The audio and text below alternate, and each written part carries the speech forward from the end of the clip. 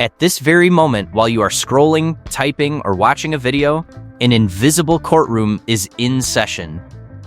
No judge, no jury, no announcement, just machines across the world quietly deciding whether to trust you. Your phone, your bank app, your email, your social media accounts, all of them constantly ask the same question. Is this really the right person? You never see these decisions being made. There is no alert telling you that your identity has just been approved for the 100th time today.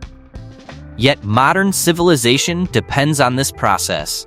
Without reliable digital identity checks, online banking, e-commerce, cloud work, and even smartphones would collapse into disorder within hours. Identity verification is not just a security feature. It is the foundation that allows billions of people to interact safely in a global digital society. Why systems are designed to distrust everyone. Most people assume identity systems are built to recognize users. In reality, they are built to doubt them. This is not because users are dishonest, but because attackers exist everywhere. Cybersecurity follows a harsh rule. Never assume a request is legitimate. Every time you log in, you are making a claim, I am this person. I deserve access. The system treats this as unproven until evidence is provided. This philosophy is known as zero trust security. Nothing is accepted automatically, not even familiar users. If systems trusted by default, a single stolen password could destroy millions of accounts overnight. Distrust is not hostility. It is the price of operating in a hostile digital environment. The 3 forms of digital proof. To support your identity claim, systems demand evidence. This evidence comes in 3 categories. The first is something you know, such as a password or PIN. The second is something you have, such as a phone, security key, or authentication app. The third is something you are, such as your fingerprint or face. Each method alone is weak. Passwords leak. Devices are stolen. Biometrics can be faked. That is why modern systems combine them using multi-factor authentication. This is not designed to annoy users. It is designed to multiply the difficulty for attackers. Stealing one piece of proof is easy. Stealing several at once is dramatically harder.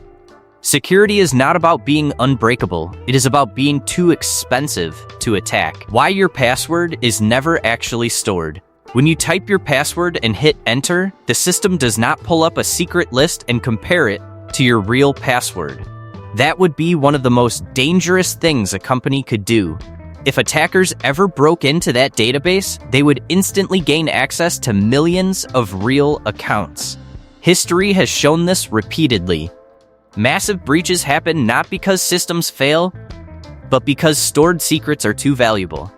Instead, modern systems store a cryptographic hash, a mathematical transformation of your password that permanently scrambles it. This process is one way. Once a password becomes a hash, it cannot be turned back into the original text, even by the company itself. It is like burning a document and keeping only the ash pattern. You can compare ashes, but you can never reconstruct the paper. When you log in, your password is transformed using the same algorithm. The system then compares the 2 scrambled versions. If they match, you are accepted. If not, you are rejected. At no point does the system ever know your password in readable form. This happens in milliseconds, yet it quietly protects billions of people. It is one of the most important security practices ever created and one of the least understood. How behavior becomes part of your identity. Modern identity systems no longer rely on passwords alone because passwords prove only one thing, that someone knows a secret. They do not prove who is using it. That is why systems now evaluate behavior as part of your identity. Every user develops a digital rhythm. You log in from certain places at certain times on familiar devices using consistent patterns of movement and interaction. Over time, Systems build a statistical model of what normal looks like for you. When a login suddenly breaks that pattern, a new country, a new device, an unusual hour, the system becomes cautious even if the password is correct. This is because attackers often use stolen credentials from distant locations and unfamiliar devices. This method, called risk-based authentication, allows systems to stay invisible during safe activity and alert only during danger. If everything looks normal, you never notice the protection working. If something seems wrong, the system intervenes. The goal is not to block users. The goal is to quietly filter out attackers without interrupting daily life. The temporary identity badge called a session. Once you are verified, the system does not force you to prove yourself on every click. That would make the internet unusable. Instead, it issues a session token, a temporary digital pass that confirms you already proved your identity. This token allows you to move freely across a website or app without constant logins. But this permission is deliberately short-lived. If someone steals your laptop or hijacks your browser, a long-lasting session would give them unlimited access. That is why sessions expire automatically. They refresh periodically. They can be revoked instantly. Your access is continuously evaluated, not permanently granted. Even after login, the system watches behavior. If your actions suddenly seem abnormal, unusual transfers, new locations, unexpected activity, the session can be terminated. Identity is no longer a single moment of trust. It is an ongoing conversation. The emergency brake of digital identity. Every secure system must assume failure is possible. Devices are stolen. Accounts are compromised. People make mistakes. That is why identity systems include a kill switch. If your phone disappears, you can remotely erase its credentials. If your account is breached, active sessions can be invalidated worldwide within seconds. Access that once existed simply vanishes. This reversibility is essential. Without it, identity theft would be permanent. A single mistake would follow you forever. By making digital trust temporary and revocable, modern systems turn identity into a controlled privilege instead of a permanent vulnerability. Why you don't have one identity, but many. You might think you have a single digital identity. In reality, you have dozens. Your bank knows you one way, your phone knows you another. Your workplace knows you differently. Each system holds only fragments of you. This fragmentation feels inefficient, but it is intentional. A single universal identity would create a catastrophic single point of failure.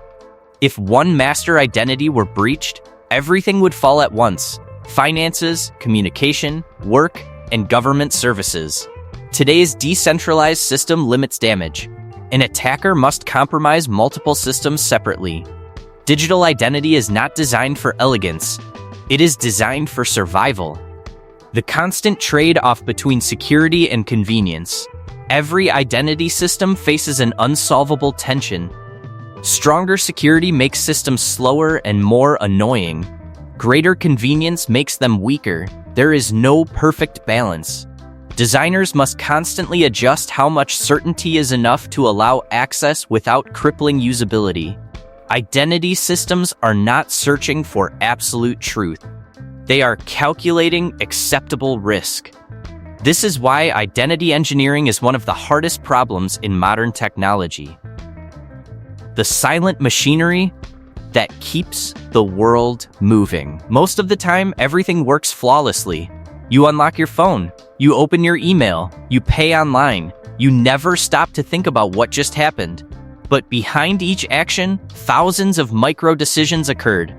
You were doubted, tested, approved, and temporarily trusted, all in fractions of a second. Modern society depends on systems that recognize you without fully knowing you. This is not a flaw. It is the only way a global digital civilization can function. The invisible courtroom never closes. It simply keeps ruling that, for now, you are still you. And the next time you unlock your phone or log into an app, remember, an invisible system just put you on trial and quietly decided you were real. If you enjoyed uncovering the hidden systems running your daily life, make sure to like and subscribe, because we break down the invisible things that shape your world every day.